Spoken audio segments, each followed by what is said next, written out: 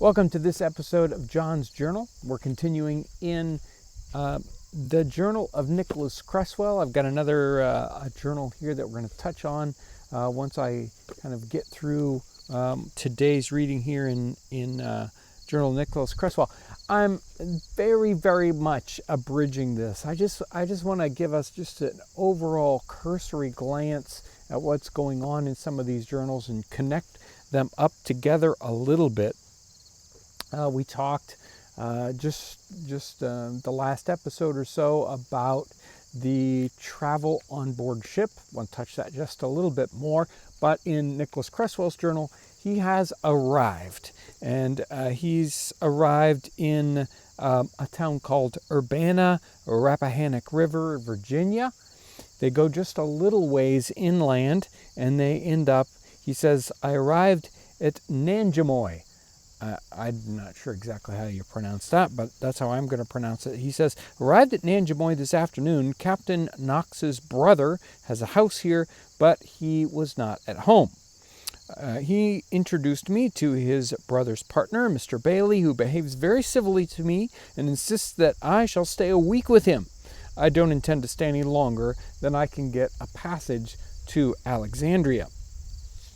I want to touch on that because in so many times, Nicholas Creswell, even though he's from Great Britain and we're right at the beginning of the Revolutionary War here, so many people are actually very, very hospitable to him.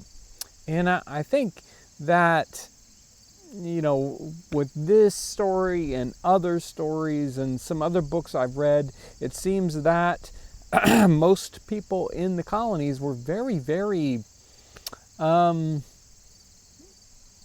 very well inclined to people from England.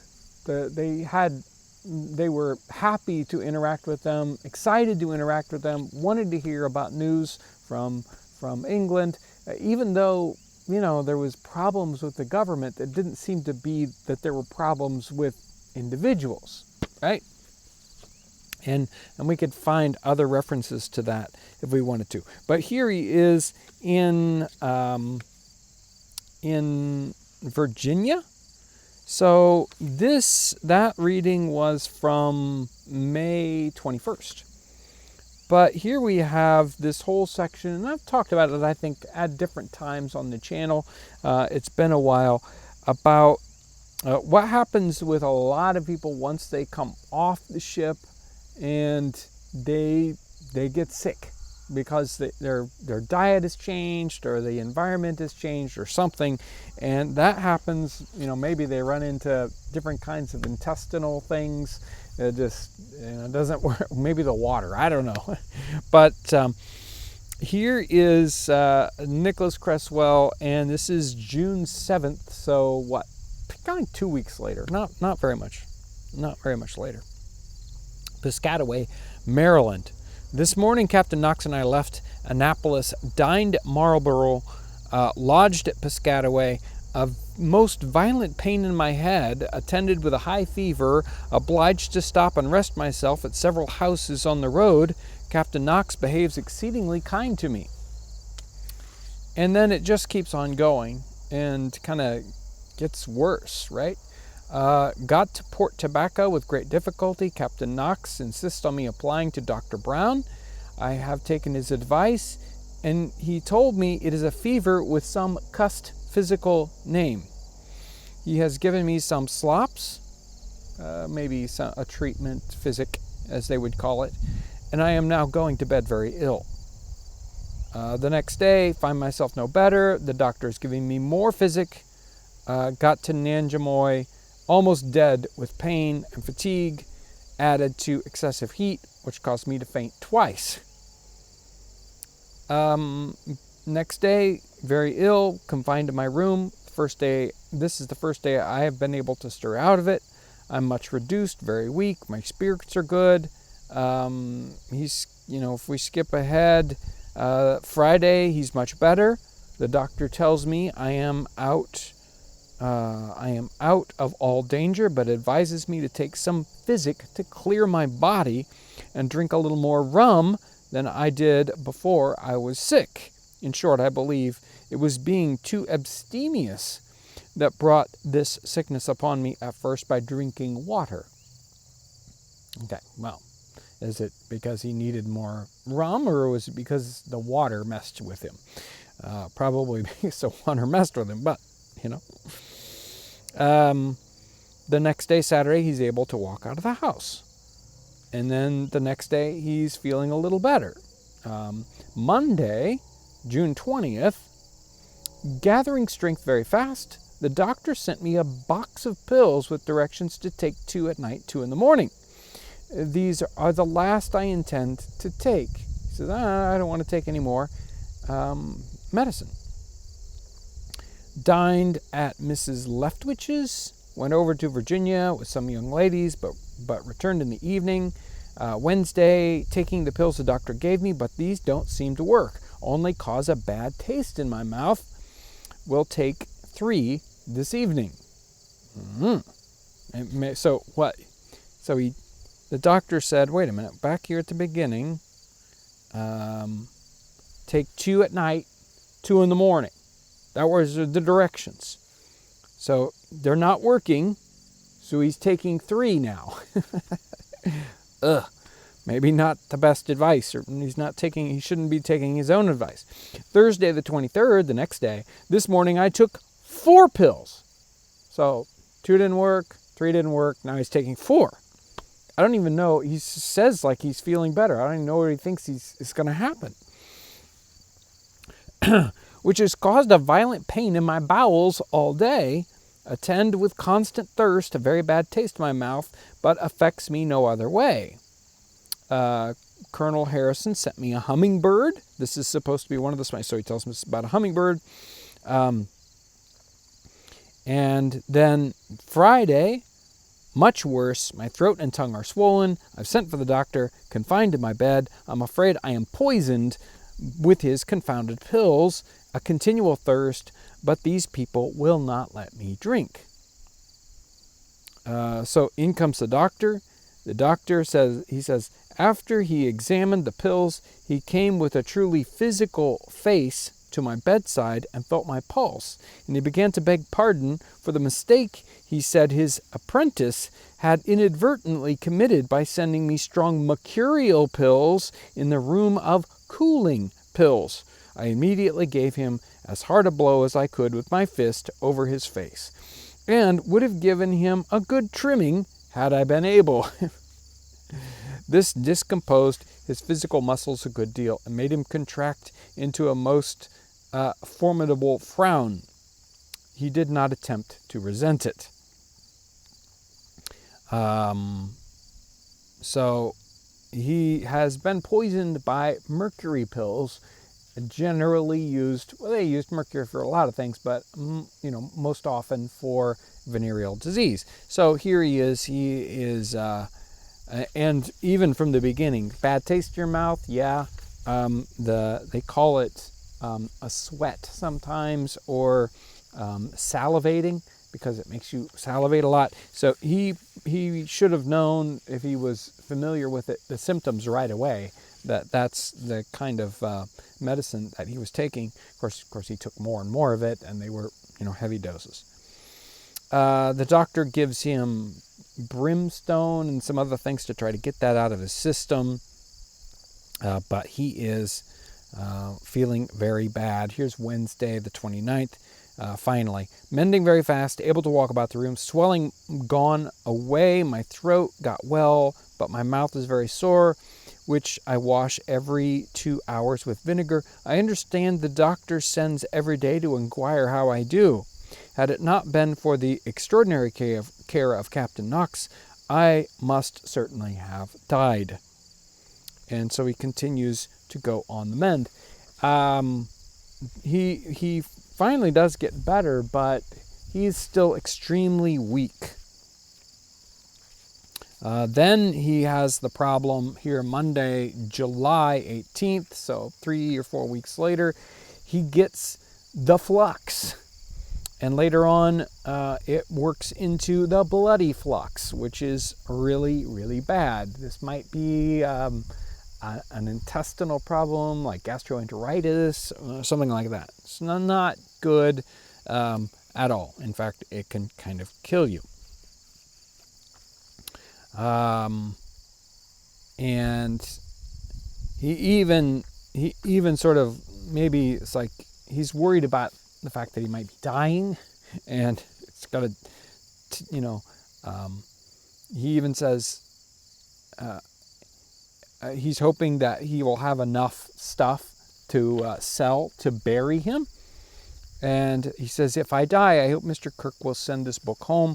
He behaves to me like a parent, and hope he will not refuse the request of a dying man. So he is really, really feeling bad. So first he has some kind of problem. He gets over it. Then the poison pills. Now he's got this super problem. On the Tuesday, though, he says, the virulence of my disorder begins to abate, and I find myself surprisingly better today. Am singularly obliged to Mr. Kirk for his great care of me. He advises me to go to sea as soon as possible. I believe I will take advice and go the first vessel and go on. It's kind of missing some words here, but go on the first vessel that goes out of port if I am obliged to be carried on board. And on goes the next part of the story with Nicholas Creswell, where he takes a trip down to the West Indies on board a little small schooner. He does this for his health, and this is a common thing that happens in our time period. People go to sea for their health. I don't know that it's any healthier at sea. I mean, I guess all that sea air, and I don't know. I mean, it would be interesting to see if anybody still kind of swears by the get better at sea. I think you get lots of fresh air, you might get lots of sunshine, your diet is restricted, you're not in connection with lots of other people, so who knows? Maybe the sea cure is something that was good in the time period, and maybe we should still do it when we get sick. I don't know. But the travels to and from North America, from Great Britain, the stories in the journals are kind of all over the place. Some of them are just, spend great amounts of time on it, talk about how horrible it was. Other ones, no, some of them are downright scary with the, ship leaking at the very end like it was going to sink. But here I have the narrative Life and Travels of John Robert Shaw. Now, this Nicholas Creswell we were reading in about 1774. Interestingly enough, this part is just a few years later, 1778, and John Robert Shaw has enlisted in the military in England, and he's coming over to fight in the Revolutionary War. And we have this little section where he describes the trip over. So they get on board their ship here. I think they're in the Cove of Cork getting ready. He says, we lay 8 weeks on board before we were ready to sail, during which time we were visited by the bomb ketches in order to sell and to buy all sorts of necessaries, for we had no liberty to go on shore except 2 men at a time. So here they're getting ready to sail over to North America, and they have to wait like 2 months just on board ship before they set sail. That's got to be really boring, really bad. They upped anchor on April 7th in company with upwards to 20 transports, besides 2 letter of marques, laden with provisions, as well as men to assist in carrying on the unjust and unhappy war against the American colonies. Now, of course, he's writing this much later in life when he is a citizen of the United States, and so he's looking back and I don't know if at the time he thought it was all that unjust, but he does at least when he's writing this. We met with nothing extraordinary during the voyage, only we were blown off our coast on the roads of a certain islands, which I think belonged to Portugal, where we got in exchange for such necessaries as we could spare, oranges, coconuts, and pineapples. We continuing our voyage from thence, we arrived safely in America and landed on Rhode Island in the space of 3 months from the time of our setting sail from the coast of Ireland. Well, if it wasn't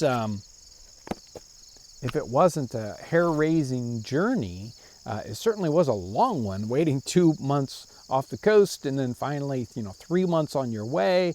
Apparently he doesn't remember that the trip was eventful, other than the fact that they stopped somewhere, probably traded off some of their their salt pork, salt beef, whatever it was, and got in exchange things that would help them stay healthy, whether they knew it or not. Fruits, basically, interesting pineapples and oranges. So maybe it was Canary Islands or something. I don't know if that's Portugal. I think it was Spain in the time period. So amazing journal narratives for us to see some of the similarities with things that happen with us. Medical misadventures or travel adventures. Lots of travel adventures in the time period. Interesting to see how people are treated in the time period when they're travelers to someplace new. We'll have some other examples of that in the future, where we get to see how people are kind of treated when they go someplace different. And boy, it's neat to see that we still have some of those same kinds of issues, but we can look back at this time period and get a glimpse of what's going on, what it was like for these individuals as they traveled. And well, it certainly was lucky that Nicholas Creswell ran into people that really cared for him along the way. He had several different people that befriended him and kept him safe and sound when he seemed to be a lot of misfortunes happened to poor Nicholas Creswell. Thanks for coming along with me today on my daily journal adventure. Frequent journal adventure as we continue to dive into these 18th century journals and kind of bounce around and have fun. Thank you so much for your incredible support, for being here on Townsend's Plus. Thanks for watching today. And again, have a wonderful day.